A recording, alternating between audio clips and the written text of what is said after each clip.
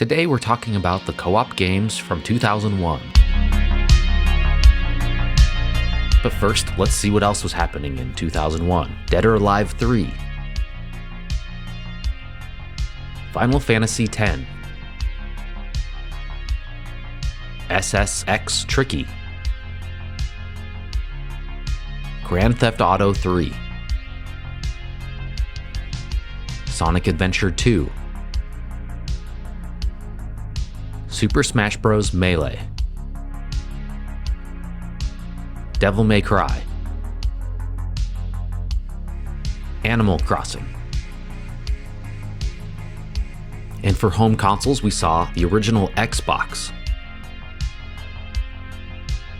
Nintendo's Gamecube, as well as the handheld Game Boy Advance.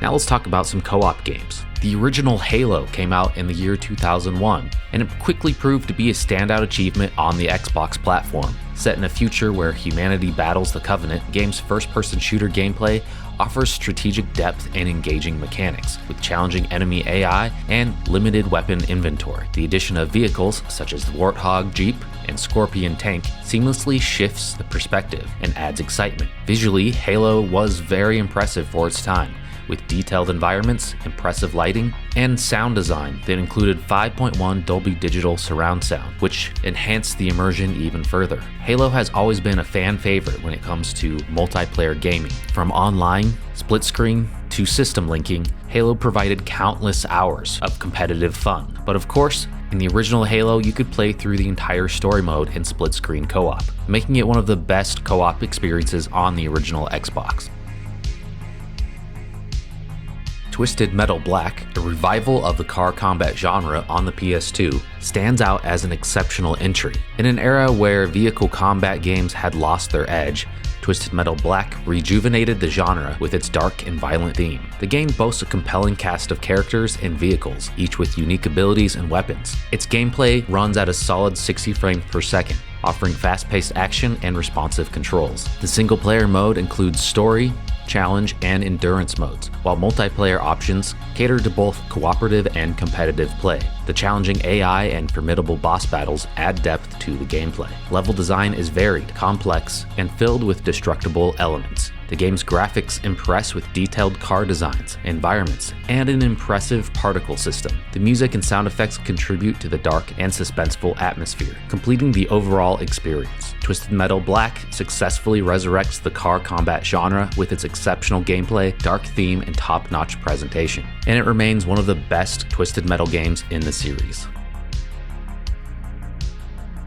Ikaruga is a standout title in the genre of shoot-'em-ups, originally released in the arcades and then later ported to the Sega Dreamcast. It reinvigorated the classic arcade shooter genre by introducing a unique twist and impressive production values. Developed by Treasure, the game offers a formidable challenge with 5 levels, 3 difficulty settings, and various unlockable features. Its innovative mechanic allows players to switch between light and dark forms, aligning with enemies' colors for safety or opposition for double damage. Ikaruga emphasizes skill over power-ups, demanding precision and memorization of enemy patterns and stage layouts. The multiplayer mode adds strategic depth and cooperation, making it a thinking person's shooter. With striking visuals, smooth 3D graphics, and an evocative soundtrack, Ikaruga represents timeless game design that feels both familiar and refreshingly unique, appealing to both shooting enthusiasts and fans of cooperative game design. Project Eden on the PlayStation 2, despite being a PC port with a complex interface, manages to perform better than many console ports. It's a puzzle-focused game with a slow, methodical pace that will appeal to more cerebral, PC-oriented gamers. Players control a 4-character team, each with unique skills used to overcome environmental barriers. The game's interface on consoles works reasonably well, but occasionally managing the team can be cumbersome. The puzzles in Project Eden are challenging and often require players to use the character's abilities in tandem with the environment. However, the game's non-linear design and occasionally cryptic puzzles might frustrate some players. The graphics are dark but feature detailed environments, while the sound and music are passable. Project Eden caters to gamers who enjoy deep, complex adventures and cooperative puzzle solving, making it a true hidden gem on the PS2. HalfLife Decay is a fascinating game in the series' PS2 release, offering an add-on experience to the Half-Life game. In this 4 to 5 hour adventure, you play as scientists Gina Cross and Colette Green, offering a different perspective on the Black Mesa incident. It's worth the effort to explore the previously unknown aspects of the Black Mesa facility. This is a game built around co-op. The cooperative puzzles are well designed, and the attention to detail, like the health machines and suit chargers, enhance the experience. Overall, it's a hidden gem that provides valuable backstory and level design, making it a must-play for Half-Life fans. Baldur's Gate: Dark Alliance is a top-down hack-and-slash game set in the Dungeons & Dragons universe. The game allows players to choose one of 3 characters and offers a 2-player co-op mode. The game's graphics and attention to detail and smooth performance with no noticeable frame rate drops are all positives for the game. The voice acting, atmospheric sounds, and sound effects are all refined and polished. This game's pretty similar to the 3D Gauntlet games, and some might prefer it. If you're a fan of action RPGs, you can't ignore Baldur's Gate: Dark Alliance. Dynasty Warriors 3 is a compelling action game that brings characters from Romance of the Three Kingdoms to life in ancient China. Its engaging melee-based combat, rich storyline, and replay value through various roles and objectives make it an enjoyable experience. The game's character progression system and numerous unlockables provide long-lasting entertainment, but occasional slowdowns and camera issues during battles are drawbacks. Playing this with a friend in split-screen co-op is incredibly satisfying as you take down endless hordes of enemies. Overall, Dynasty Warriors 3 is recommended for those looking for an action-packed game, with a plethora of content and characters.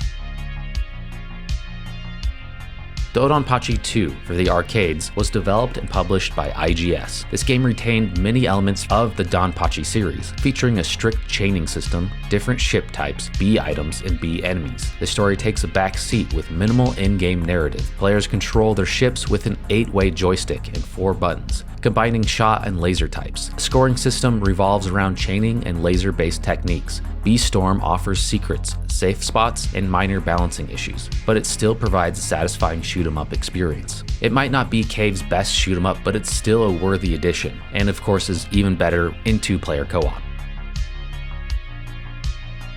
Sengoku 3 on the Neo Geo stands as the ultimate entry in the Sengoku series, a beat-em-up franchise that underwent a significant transformation thanks to developer Noise Factory. Unlike its predecessors, this game showcases impressive graphics featuring large, well-animated sprites, vibrant stages with multiple backgrounds, and minimal slowdown or flickering during intense battles. The audio department shines as well, with crisp sounds, impactful hits, and memorable Japanese-inspired music tracks that complement the action. Sengoku 3 departs from traditional beat-em-ups by introducing a deep combo system, 4 playable characters, and the freedom to choose your path through stages. Although some basic enemies have high health, necessitating longer battles, the satisfying combo system compensates. Not only is this one of the best beat-em-ups on Neo Geo, it's just one of the best co-op games on Neo Geo.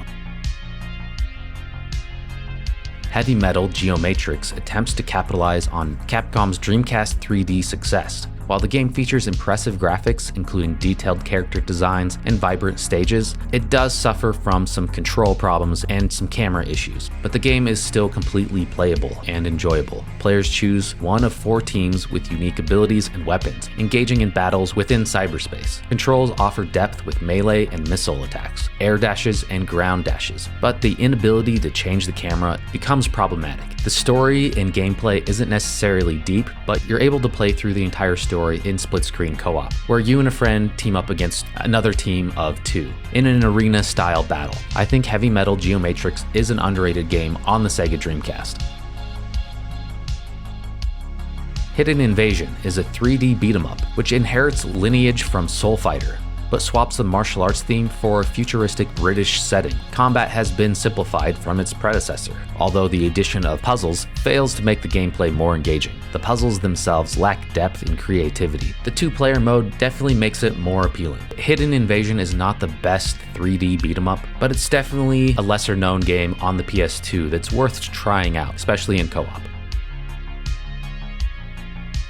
Tales of Destiny 2 on the PS2 is a 40-hour RPG, and it manages to stand out in an era marked by the decline of 2D graphics. Unlike many next-gen polygon-heavy titles, Tales of Destiny 2 relies on its compelling 2D visuals, engaging character designs, and a unique real-time battle system. However, the game's narrative lags behind, lacking the compelling story of some other RPGs. Like most games in the Tales series, during battle, you're able to play in multiplayer co-op. Unfortunately though, outside of battles, only player 1 is able to do anything, which could lead to some boredom for your friends. The battles are complex, requiring strategic thinking and skillful execution, making them enjoyable for players who appreciate depth in combat system. If you're a fan of RPGs or the Tales series in general, definitely try Tales of Destiny 2.